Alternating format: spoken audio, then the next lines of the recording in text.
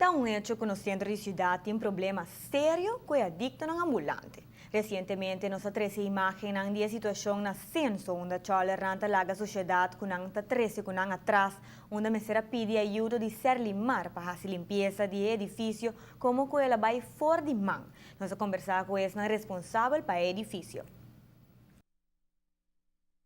Ja, het stadhuis is een van de belangrijkste monumenten waar Stichting Monumentenfonds eigenaar van is. En wij maken ons samen met Censo grote zorgen over de beschadigingen die op dit moment aan het monument plaatsvinden. Daarbij uiteraard ook de veiligheid van medewerkers en van bezoekers van het gebouw. Als huisbaas, zal ik maar zeggen, zijn wij natuurlijk ook verantwoordelijk voor het gebouw en hoe het erbij staat. Wij investeren op dit moment heel veel geld. Deze week start het groot onderhoud. Het achterstallig onderhoud wordt weggewerkt en daarna zullen we jaarlijks het regulier onderhoud weer oppakken. En we willen uiteraard dat onze investering ook goed blijft in het gebouw. Bovendien is het toeristisch een hele belangrijke plek die veel bezoekers trekt. Ook toeristen die gaan trouwen, die in ons mooie stadhuis het jawoord geven. Die moeten niet in een slechte omstandigheid terechtkomen. Het probleem met de trollers is al lange tijd bekend. Wij spreken daar ook regelmatig over met Censo. En er zijn een aantal dingen die wij als gebouweigenaar kunnen doen.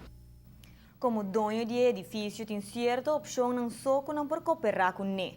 Exemplo, lanta incluir poner hacke e serre, de qual a demonstrar de nota efetivo, já que assim a mesa é adicto a bula e curar. E de dois está aumentar a quantidade de iluminação para o edifício. Essa aqui tampouco dá um resultado positivo, já que dentro de 2 lunas de tempo a choler não está destruir essa aqui não. Quer chegar a uma solução pronto para assim o monumento en fonds também proteger a propriedade.